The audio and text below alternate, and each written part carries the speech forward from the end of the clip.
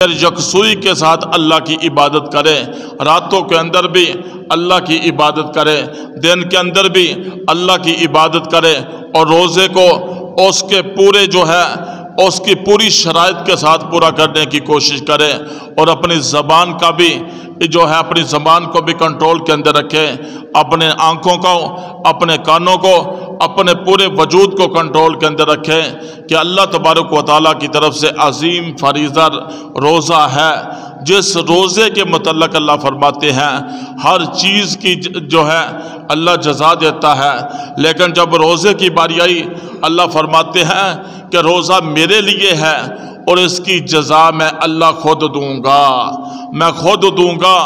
دنیا کا بادشاہ، دنیا کا وزیر، دنیا کا بڑا آدمی کہہ دے بھائی تو نے میرا کام کیا ہے، میرے حکم کو پورا کیا ہے، اس کی تجھے جو ہے انعام میں دوں گا، ہم مطمئن ہو جاتے ہیں کہ بھائی فلاں بڑے آدمی نے کہا، فلاں سیٹھ نے کہہ دیا، فلاں چودھری نے کہہ دیا، فلاں ایم پی ایم این نے کہہ دیا، وزیر اور بادشاہ نے کہہ دیا۔ وہ تو اللہ تو بادشاہوں کا بادشاہ ہے، وہ تو شہنشاہوں کا شہنشاہ ہے، وہ رب العالمین ہے، وہ رب السماوات والارض ہے، پوری کائنات پر حکومت صرف اللہ کی ہے، اللہ کی ہے۔ یہ دنیا کے بادشاہ بھی اسی کے بنائے ہوئے بادشاہ ہے، لیکن یہ دنیا کے بادشاہ بے بس ہیں، حکم صرف اللہ کا چلتا ہے۔ یہ سورج کا نکلنا اللہ کے حکم کے ساتھ ہے، سورج کا غروب ہونا اللہ کے حکم کے ساتھ ہے، دن کا آنا رات کا آنا اللہ کے حکم کے ساتھ ہے، صبح اور شام کا آنا جانا اللہ کے حکم کے ساتھ ہے، گرمی اور سردی کا آنا جانا اللہ کے حکم کے ساتھ ہے۔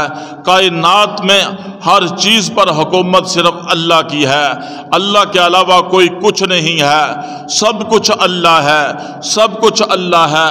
وہ بادشاہوں کا بادشاہ ہے، وہ شہنشاہوں کا شہنشاہ ہے، وہ رب العالمین ہے۔ پوری کائنات پر حکومت اور بادشاہت صرف اسی اللہ کی ہے۔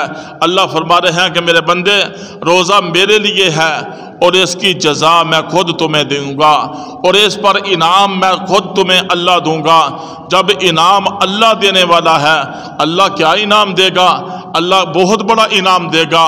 دنیا کے اندر رہتے ہوئے انسان سے گناہ ہوئے، اللہ گناہوں کو معاف کر دے گا۔ اس کے بعد کیا ہوگا؟ انسان کو جو ہے قلبی سکون حاصل ہو جائے گا، دنیا کے اندر راحت چین والی اور سکون والی زندگی مل جائے گی۔ اس کے بعد اللہ کیا دے گا؟ قبر کی مرحلے کو آسان کر دے گا۔ اس کے بعد جب قیامت کی طرف جائیں گے، قیامت والے دن میرا رب جب زمین تانبے کی ہوگی اپنے عرش کے نیچے کھڑا کر دے گا، اور کل قیامت والے دن دنیا کے اندر سنبھل کر زندگی گزارنے والے کے لیے اعلان ہو جائے گا آج فلاں ابن فلاں کامیاب ہو کر ہمیشہ کے لیے جنت کے اندر چلا گیا۔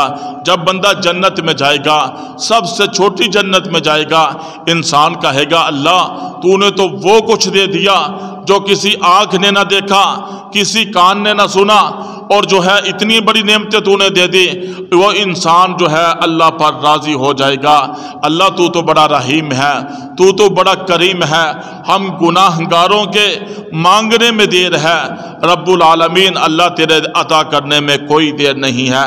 رمضان المبارک جیسا مقدس مہینہ، اس مہینے کے اندر میرا رب جو ہے ایمان والوں کی، گناہ گاروں کی، اللہ کے حضور ندامت کے آنسو بہانے والوں کی، عاجزی انکساری کرنے والوں کی، اللہ کی عبادت کرنے والوں کی اللہ ان مبارک دنوں کے اندر مغفرت فرما دیتے ہیں۔ پھر رمضان المبارک کا مہینہ شروع ہوتا ہے۔ جو ہی رمضان المبارک کا مہینہ شروع ہوتا ہے، مسلمان عبادت کے اندر ان کا شوق بڑھتا ہے، تلاوت کے اندر شوق بڑھتا ہے۔ وہ مسلمان جن کی نمازوں کے اندر غفلت ہوتی ہے، تلاوت قرآن پاک کے اندر غفلت ہوتی ہے، تہجد کے اندر غفلت ہوتی ہے، ارکان اسلام کو پورا کرنے کے اندر غفلت ہوتی ہے، اللہ ان کو توفیق دے دیتا ہے اور اللہ کی عبادت کرتے ہیں۔ اس مقدس مہینے کے اندر جو ہی مسلمان داخل ہوتے ہیں، گناہ گار داخل ہوتے ہیں، اور رمضان کا جب پہلا روزہ رکھ لیتے ہیں، پہلا روزہ رکھنے کی وجہ سے मेरा रब उस मुसलमान बंदे की ज़िंदगी के सारे गुनाहों को माफ़ फरमा देते हैं। ऐसा मुक़द्दस महीना, ऐसा अजीम महीना, ऐसा 12 महीनों का सरदार महीना कि इस महीने में पहला रोज़ा रखा, पहला रोज़ा रखने की बरकत से अल्लाह तबारक व तआला सारे गुनाहों को माफ़ फरमा देते हैं। फिर इसी पर बस नहीं, इस महीने की अज़मत और फजीलत में आका मदनी सल्लल्लाहु अलैहि वसल्लम इरशाद फरमाते हैं कि अल्लाह तबारक व तआला ने मेरी उम्मत को 5 चीज़ें खसूसियत के साथ अता की हैं जो साबिक़ा उम्मतों को अता नहीं की। 5 चीज़ें कौन सी हैं? फरमाया, मेरी उम्मत के रोज़ादार के मुंह की बदबू मेरे रब को मुश्क से भी ज़्यादा पसंदीदा है। रोज़ादार के लिए समंदरों की मछलियां तक दुआए मग़फ़िरत करती रहती हैं। रोज़ादार के लिए हर रोज़ जन्नत सजाई जाती है। रोज़ादार के लिए सरकश शयातीन कैद कर दिए जाते हैं। रोज़ादार के लिए जब रमज़ान की आखिरी रात होती है, रोज़ादार के लिए मग़फ़िरत का ऐलान कर दिया जाता है। ये 5 चीज़ें मेरी उम्मत को महबूब फरमाते हैं खसूसियत के साथ अता की गई हैं जो साबिक़ा उम्मतों को अता नहीं की गई। फिर ये रमज़ानुल मुबारक का मुक़द्दस महीना शुरू होता है। बाज़ लोग गफलत के अंदर, सुस्ती के अंदर अल्लाह की खसूसी रहमतों का नज़ूल हो रहा होता है, मनचाही ज़िंदगी के अंदर लगे रहते हैं। इसके मतलब आका मदनी सल्लल्लाहु अलैहि वसल्लम इरशाद फरमाते हैं, महबूब मस्जिद के अंदर आते हैं, सहाबा का मजमा है, महबूब सहाबा से इरशाद फरमाए, सहाबा मिंबर के करीब करीब आ जाओ। सहाबा मिंबर के करीब आ जाते हैं। महबूब मिंबर की पहली सीढ़ी पर कदम रखते हैं, फरमाते हैं आमीन। दूसरी सीढ़ी पर कदम रखते हैं, फरमाते हैं आमीन। तीसरी सीढ़ी पर कदम रखते हैं, फरमाते हैं आमीन। सहाबा ने पूछा, या रसूलुल्लाह सल्लल्लाहु अलैहि वसल्लम, आज तो रूटीन से हटकर आपने आमीन इरशाद फरमाया। उस पर अल्लाह के महबूब सल्लल्लाहु अलैहि वसल्लम इरशाद फरमाते हैं, मेरे सहाबा सुनो, आसमान से नूरियों के सरदार सैयदना जिब्राईल अलैहिस्सलातु वस्सलाम उन्होंने एक बद्दुआ की है, उस पर मैंने आमीन कहा है। कौन सी बद्दुआ है? बद्दुआ ये की है कि वह शख्स तबाह बर्बाद हो जाए जिसके ज़िंदगी के अंदर रमज़ानुल मुबारक जैसा मुक़द्दस महीना आए और इस महीने के अंदर अल्लाह की इबादत करके वो बंदा अपने गुनाहों को माफ़ ना करवा ले, वो तबाह बर्बाद हो जाए। उस पर मैंने कहा आमीन। दूसरी सीढ़ी पर जब मैंने कदम रखा, उस पर बद्दुआ जिब्राईल अलैहिस्सलातु वस्सलाम ने यह की कि वो शख्स भी तबाह बर्बाद हो जाए जिसके सामने आपका नाम नामी इसमें गरामी मोहम्मद सल्लल्लाहु अलैहि वसल्लम, मोहम्मद नाम लिया जाए और उस पर वो सल्लल्लाहु अलैहि वसल्लम यानी दरूद पाक ना पढ़े, वो शख्स भी तबाह बर्बाद हो जाए। उस पर मैंने आमीन कहा।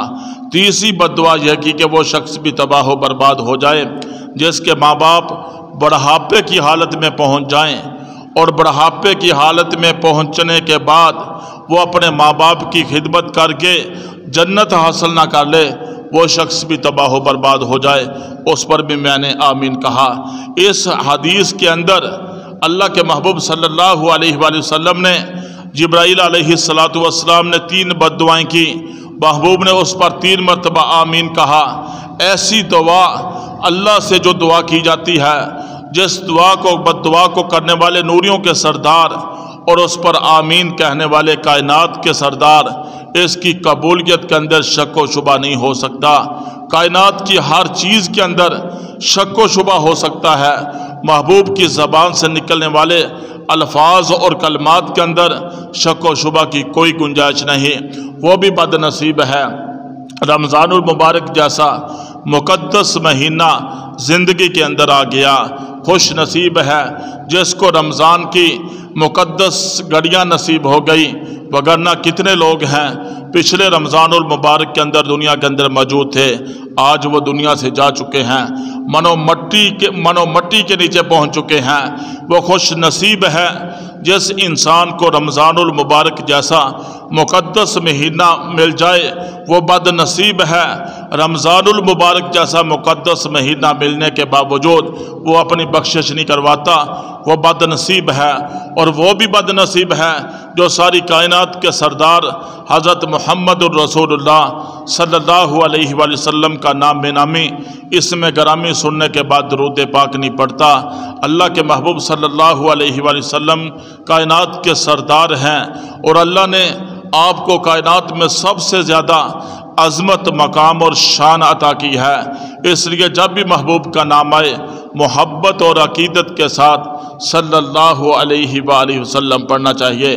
تیسرے نمبر پر وہ بھی بد نصیب ہے جن کے ماں باپ بڑھاپے کی حالت میں پہنچ جاتے ہیں، ان کی خدمت نہیں کرتا، اپنے ماں باپ کی دعائیں نہیں لیتا، اپنے ماں باپ کو راضی نہیں کرتا، وہ بھی بڑا بد نصیب ہے۔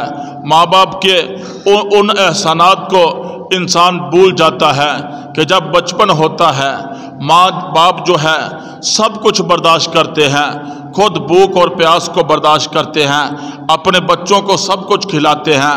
ماں باپ اپنے جسم پر پھٹے پرانے کپڑے پہنا جو ہے برداشت کر لیتے ہیں، اپنے بچوں کے لیے نئے نئے کپڑے جو ہے اس کو پہناتے ہیں۔ ان راتوں کو بھی ہم بھول جاتے ہیں کہ جب سردیوں کی راتیں ہوتی ہیں بچے جو ہو بستر کے اوپر پیشاب کر دیتے ہیں، ماں باپ جو ہے ماں ساری رات گیلے بستر پر سونا برداشت کر لیتی ہے، لیکن اپنے دل کے ٹکڑے کو جو یہ برداشت نہیں کرتی کہ میرا بچہ گیلے بستر پر سو جائے۔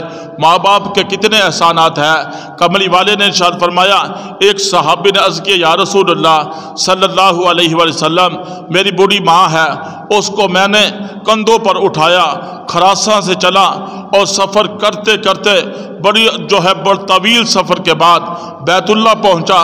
بیت اللہ پہنچنے کے بعد اپنی ماں کو کندھوں پر بٹھا کر بیت اللہ کے گرد 7 چکر لگائے، صفا مروہ کی سعی کی اور مقام ابراہیم پر نفل پڑھا ہے، اپنی ماں کو ارکان حج عمرہ ادا کیے اپنے کندھوں پر بٹھا کر، یا رسول اللہ کیا میں نے اپنی ماں کا حق ادا کر دیا کہ نہیں کر دیا؟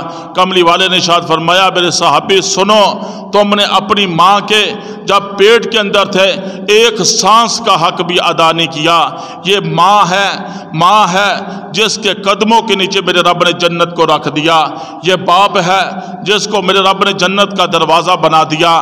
یہ ماں باپ ہی تو ہیں جن کی طرف انسان صبح سویرے اٹھنے کے بعد اپنی ماں کی زیارت کر لے، باپ کی زیارت کر لے، ایک مقبول حج عمرے کا ثواب اس بندے کے نامہ اعمال کے اندر لکھ دیا جاتا ہے۔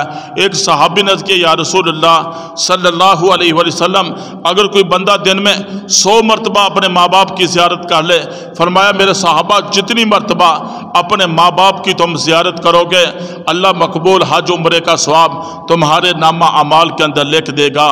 آج دنیا کا نظام ہے، ماں باپ زندہ ہیں ان کی قدر کرنی چاہیے، ماں باپ دنیا سے چلے گئے ان کے لیے دعائے مغفرت کرنی چاہیے، ان کی قبر پر جا کر سورہ یاسین پڑھنی چاہیے، قرآن کی تلاوت کرنی چاہیے، ان کی مغفرت کی دعا کرتے رہنا چاہیے، ان کے اصالِ ثواب کے لیے کچھ نہ کچھ کرتے رہنا چاہیے۔ علماء نے لکھا وہ بچہ، وہ بیٹا، وہ اولاد جو اپنے ماں باپ کی دعائیں لے کر گھر سے نکلتے ہیں، ماں پیچھے دعا کرتی ہے بیٹا مدرسے کے اندر جا رہا ہے، بیٹا جو ہے سکول کے اندر جا رہا ہے، کالج اور یونیورسٹی کے اندر جا رہا ہے، بیٹا جو ہے حلال روزی کے لیے بیرون ملک جا رہا ہے، پیچھے ماں اس کے لیے دعا کرتی ہے۔ وہ جس کے پیچھے ماں باپ کی دعائیں ہوتی ہیں وہ کبھی ناکام کر کے اندر نہیں لوٹتا۔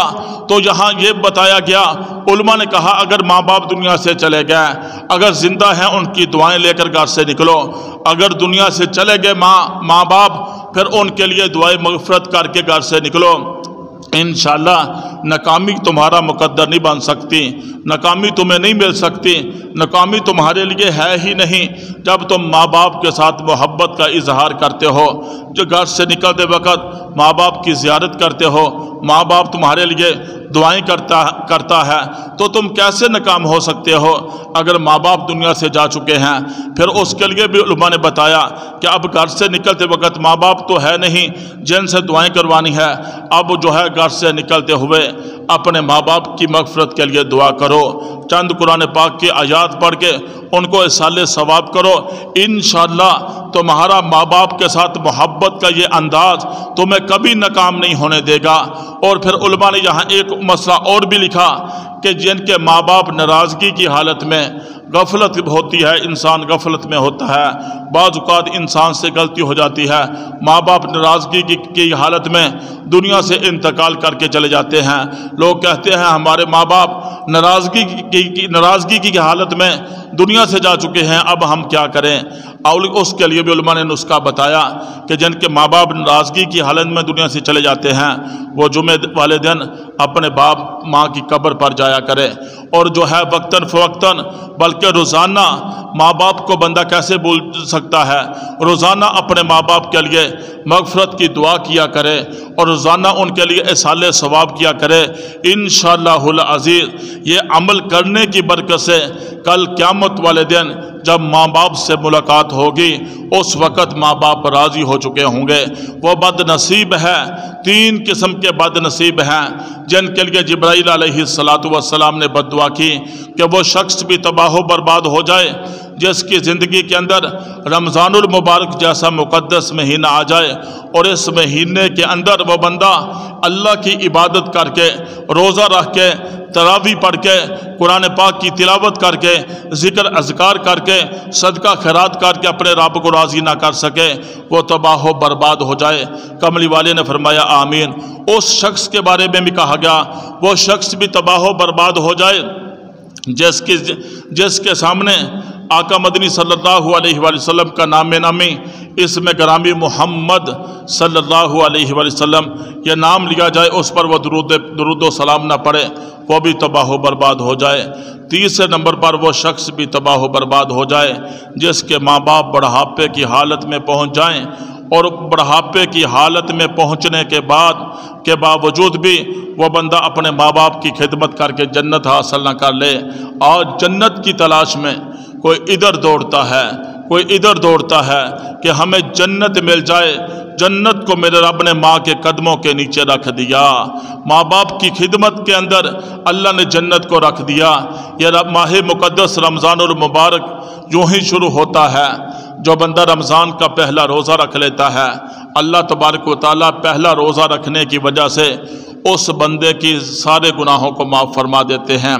پھر رمضان المبارک جیسا مقدس مہینہ، اس مہینے کے اندر ہر عمل کا ثواب کئی گنا بڑھا دیا جاتا ہے۔ عام دنوں کے اندر ہم قرآن پاک پڑھتے ہیں، 1 حرف پڑھتے ہیں 10 نیکیاں ملتی ہے۔ جب رمضان المبارک کے اندر قرآن پاک کا 1 حرف پڑھا جاتا ہے اللہ تبارک و تعالیٰ 70 سے لے کر 700 تک اس کا اجر و ثواب بڑھا دیتے ہیں۔ عام دنوں کے اندر ہم نفل پڑھتے ہیں، نفل کا ثواب نفل کے برابر ملتا ہے اور فرض کے برابر ملتا ہے۔ جو ہی رمضان المبارک کا مقدس مہینہ شروع ہوتا ہے نفل کا ثواب فرضوں کے برابر کر دیا جاتا ہے اور فرضوں کا ثواب 70 گنا بڑھا دیا جاتا ہے۔ اور جو بندہ رمضان المبارک جیسے مقدس مہینے کے اندر اللہ کے راستے میں 1 روپے خرچ کرتا ہے اللہ تبارک و تعالیٰ اس کا اجر و ثواب 70 گنا بڑھا دیتے ہیں۔ لہٰذا اس مہینے کے اندر اللہ تبارک و تعالیٰ ہر عمل کا ثواب دوسرے مہینوں کی نسبت سے کئی گنا بڑھا دیتے ہیں۔ لہٰذا اس مہینے کے اندر جب اللہ کی خصوصی رحمت نازل ہو رہی ہوتی ہے، اللہ کی طرف سے اعلان ہو رہے ہوتے ہیں مغفرت کے، بندے کو چاہیے اس مہینے کے اندر زیادہ سے زیادہ اللہ کی عبادت کرے، رمضان کے روزے رکھے، راتوں کے اندر قیام کرے۔ اور اللہ کے محبوب صلی اللہ علیہ وآلہ وسلم ارشاد فرماتے ہیں رمضان المبارک جیسا مقدس مہینہ، اس مہینے کے اندر اللہ تبارک و تعالیٰ دعاؤں کو قبول فرماتے ہیں۔ 3 قسم کے لوگ ایسے ہیں جن کی دعا رد نہیں ہوتی۔ ایک وہ روزہ دار جس نے سارا دن اللہ کی رضا کے لیے روزہ رکھا، اور روزے کی شرائط کو پورا کیا۔ یہ نہیں روزہ رکھا، روزے کے ساتھ نمازیں قضا ہو رہی ہیں، روزہ رکھا، روزے کے ساتھ ساتھ جو ہے غلط کام ہو رہے ہیں، زبان سے جھوٹ بولا جا رہا ہے، اور آنکھوں سے غلط دیکھا جا رہا ہے، کانوں سے غلط سنا جا رہا ہے۔ یہ صرف روزہ انسانی جسم کا، پورے انسانی جسم کا روزہ ہوتا ہے۔ جب انسان نے اللہ کی رضا کے لیے روزہ رکھا ہے، اب روزہ صرف بھوک اور پیاس کا نام ہی نہیں، بلکہ روزہ اس چیز کا نام ہے کہ سر سے لے کر پاؤں تک یہ پورا کا پورا انسانی جسم اللہ اور اس کے رسول صلی اللہ علیہ وآلہ وسلم کے حکم کا پابند ہے۔ اللہ اور اس کے رسول کا حکم کیا ہے؟ آنکھوں سے غلط نہ دیکھو، کانوں سے غلط نہ سنو، زبان کا غلط استعمال نہ کرو، اور اسی انداز میں اپنے پاؤں اور ہاتھ سے کسی مسلمان کو تکلیف نہ دو، کسی کی غیبت نہ کرو، کسی کے خلاف پروپیگنڈا نہ کرو، کسی پر بہتان نہ لگاؤ۔ یہ جتنے بھی اعمال ہیں یہ سارے اعمال کرنے ہیں شرائط کے ساتھ۔ جس بندے نے رمضان المبارک کا روزہ رکھا، پھر شام کو بھوک اور پیاس کے وقت، افطاری کے وقت، وہ بندہ جب ہاتھ اٹھاتا ہے اللہ کے حضور دعا کرتا ہے، میرا رب رمضان کی برکت سے، روزے کی برکت سے، اعمال حسنہ کی برکت سے، ان جو ہے عظیم الشان مبارک گھڑیوں کی برکت سے اس وقت جو دعا بھی کی جاتی ہے میرا رب اس دعا کو رد نہیں کرتا، قبول کر لیتا ہے۔ دوسرے نمبر پر عادل بادشاہ کی دعا۔ عادل کون ہے؟ جو عدل کرنے والا ہے، چاہے کوئی چھوٹے درجے کا آدمی ہے یا بڑے درجے کا آدمی ہے۔ اس کو یوں سمجھے، چاہے کوئی صدر ہے، چاہے کوئی وزیر اعظم ہے، چاہے کوئی وزیر ہے، کوئی مشیر ہے، کوئی چھوٹا آدمی ہے، کوئی چھوٹے عہدے پر ہے، کوئی چھوٹے سے ڈپارٹمنٹ کے اندر بڑا آدمی ہے، اس کو کیا حکم ہے کہ جب تمہیں انصاف کرنے کا ٹائم آ جائے، انصاف کرو، عدل کرو، جو ہے اس کے اندر کمی بیشی نہ کرو۔ اور جب جس وقت آدمی انصاف کر رہا ہوتا ہے، چاہے چھوٹا آدمی ہے چاہے بڑا آدمی ہے، جب وہ ترازو کے اندر برابر تول رہا ہوتا ہے اور اچھائی کو اچھائی، برائی کو برائی، حق بات کر رہا ہوتا ہے، اس وقت جو دعا کی جاتی ہے عدل کے وقت، اللہ اس دعا کو بھی رد نہیں کرتا۔ تیسرے نمبر پر مظلوم کی دل سے نکلنے والی آہ، اس کو بھی میرا رب رد نہیں کرتا۔ ایک آدمی ہے، اس کے پاس طاقت ہے، عہدہ ہے، اپروچ ہے، مال و دولت ہے، دنیا کی طاقت ہے، وہ غریب پر، مظلوم پر ظلم و ستم کی انتہا کیے ہوئے ہے۔ اپنی طاقت کے بل بوتے پر، اپنے مال و دولت کے بل بوتے پر وہ بیچارہ مظلوم ہے، مجبور ہے، اس کا جو ہے اللہ کے آسرے کے علاوہ کوئی آسرا نہیں۔ دنیا والے جب ظلم و ستم کی انتہا کر دیتے ہیں، مظلوم کے دل سے جب آہ نکلتی ہے، وہ اس کے اندر بھی کمی بیشی نہیں ہوتی، وہ سیدھی عرشوں سے ہوتی ہوئی قبولیت کے درجے پر پہنچ جاتی ہے۔ یہ تین قسم کے لوگ ہیں جن کی دعا رد نہیں ہوتی: روزہ دار کی افطاری کے وقت، عادل بادشاہ کی عدل کرتے وقت، اور مظلوم کی جو ہے جب اس پر ظلم و ستم کی انتہا ہوتی ہے۔ ان دعاؤں کو میرا رب رد نہیں کرتا۔ پھر اس کے بعد رمضان کا مہینہ آتا ہے۔ رمضان کے مہینے کے اندر ایک ایک رات کے اندر میرے رب کی اتنی رحمت وسیع ہے کہ ایک رات کے اندر میرا رب 6 لاکھ افراد کو جہنم سے نجات دے کر جنت کے اندر داخل فرما دیتے ہیں۔ پھر افطاری کے وقت میرے اللہ کی رحمت اتنی وسیع ہوتی ہے، ایمان والے مسلمانوں کی برکت سے، اعمال حسنہ اور اس مہینے کی مقدس گھڑیوں کی برکت سے افطاری کے وقت 10 لاکھ افراد کو میرا رب جہنم سے نکال کر جنت کے اندر داخل فرما دیتے ہیں۔ پھر رمضان کے مہینے کے اندر میرا رب آسمان دنیا پر تشریف لاتے ہیں، اور آسمان دنیا پر تشریف لانے کے بعد گناہگار بندے تراویح پڑھ رہے ہوتے ہیں، تہجد پڑھ رہے ہوتے ہیں، قرآن کی تلاوت کر رہے ہوتے ہیں، ذکر اذکار کر رہے ہوتے ہیں۔ میرا رب اعلان فرماتا ہے، میرے بندو، ہے کوئی مجھ سے مانگنے والا اس کو عطا کر دوں، ہے کوئی رزق کا چاہنے والا اس کو جولیاں بھر کر رزق عطا کر دوں، ہے کوئی اولاد کا چاہنے والا اس کو نرینہ اولاد عطا کر دوں۔ میرے بندوں، کوئی ہے گناہوں سے توبہ کرنے والا اس کی زندگی کے سارے گناہوں کو معاف کر دوں۔ ادھر مسلمان بندے اللہ کے حضور جب عبادت کرتے ہیں، اللہ کے حضور ندامت کے آنسو بہاتے ہیں، عاجزی انکساری کا اظہار کرتے ہیں، ادھر خدا کی طرف سے خدائی پکار لگی ہوئی ہوتی ہے۔ ادھر جب بندہ کہتا ہے کہ اللہ گناہگار ہوں مجھے معاف کر دے، میرا رب کہتا ہے کہ میرے بندے جتنے گناہ کر لیے، کیا زمین و آسمان کے خلا کو تو نے گناہوں سے بھر دیا؟ کیا ریت کے ذرات کے برابر تو نے گناہ کر لیے؟ کیا سمندر کی جاگ کے برابر تو نے گناہ کر لیے؟ میرے بندے تو نے مجھ سے معافی مانگی ہے، جا میرے بندے تمہاری زندگی کے سارے گناہوں کو میں نے معاف کر دیا۔ انسان کے مانگنے کے اندر دیر ہے، رب العالمین کے عطا کرنے کے اندر کوئی دیر نہیں۔ دوستو، انسان خطا کا پتلا ہے، ہر انسان گناہگار ہے، ہر انسان سے کمی ہوتی ہے، لیکن ہر انسان سے گناہ ہوتا ہے، لیکن بہترین انسان وہ ہے جو گناہ ہونے کے بعد اللہ کے حضور پکی اور سچی توبہ کر لیتا ہے۔ رمضان المبارک کا مقدس مہینہ آ رہا ہے، اس مہینے کی ہر مسلمان کو تیاری کرنی چاہیے۔ اس کی تیاری کیا ہے؟ اپنے اندر جذبہ شوق پیدا کرنا چاہیے کہ اللہ کا مہمان مہینہ آ رہا ہے، رحمت والا مہینہ آ رہا ہے، مغفرت والا مہینہ آ رہا ہے، بخشش والا مہینہ آ رہا ہے۔